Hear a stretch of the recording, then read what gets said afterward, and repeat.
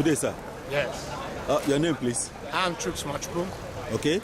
I'm a lawyer. Yep. And the presidential candidate of All Grassroots Alliance. The NBA says there shouldn't be sitting for lawyers for 2 days. Why are you here? Yes, I came because as a presidential candidate, I do have a matter challenging the qualification of Buhari to run as president of Nigeria. So it's a time-bound case, so I wanted to know what the court would do about it. And fortunately, the court has been reasonable. They say we have to abide by the NBA directive, and then give us a very short adjournment, knowing the time constraint that we have on our case. So that's what I came to make sure that I did have a good adjournment, a very short adjournment. As a presidential candidate, yes. What is your view about the case of Onnoghen? Yeah, of course. My view is that it's a travesty of justice. It's even worse than a flawed process. It's barbaric. Even the worst societies in the world will not go about things that way. I've never seen where somebody is adjudged guilty ahead of even appearing in court, even taking his plea. I've never heard of injunctions against a defendant in what is supposed to be a criminal trial. And not to talk about ex parte one for that matter, affecting prejudicially the defendant, who you have not heard, who has not even come before you. I've never seen such a thing anywhere in the world. Not even the caveman would have had such a thing. It's terrible that supposedly educated people, civilized people, will lend their way to such a charade. Assuming the process is wrong, but the matter itself. Now that's what people keep saying. The process is wrong, the matter itself. That's nonsense. We are lawyers. Once the process is wrong, the matter is wrong. It's all about process and procedure. How do you arrive at a matter without process and procedure? All those who argue that way, they should be checked. And to think that some lawyers even reason, even allow such a thing to cross their minds. All we do here as lawyers is process and procedure. We don't know any other thing. That is the only way in which we arrive at substance. So in your own thinking, Justice Onnoghen is right? Justice Onnoghen is right in the eyes of the law. By claiming that he forgot to have declared a particular account. Of course. The CCT Act, that's what people don't know. The law says that if you admit non-compliance, you should not be taken before the tribunal.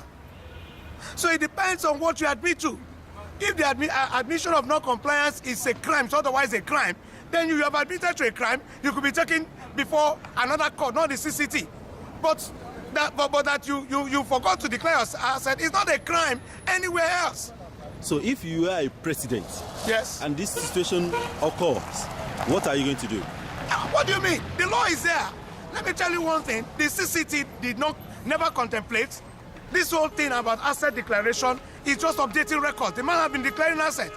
So if for any reason you don't update your records, all you have to do is to update it. That's all. That's the law. I will uphold the law. And the law says, under the Constitution, it is said that you can only bring cases to the CCT where they are appropriate. And will I, as a president, consider it appropriate for the CJN to appear before the CCT when I know the law that only the Senate can question his conduct? And if you take away the Senate, it's the NJC. When I know the law, will I consider it appropriate? But the same man is the leader of NJC. So how do you expect him to sit on his own matter? My friend, why don't you get there? The Constitution that says that NJC should look into his matter. Do you think that the Constitution did not know that he's the chairman of the NJC? Are you going to reason for the Constitution? They didn't know that when they put it there. Are you going to change the Constitution? Or bring the Constitution to judgment? And declare it null and void?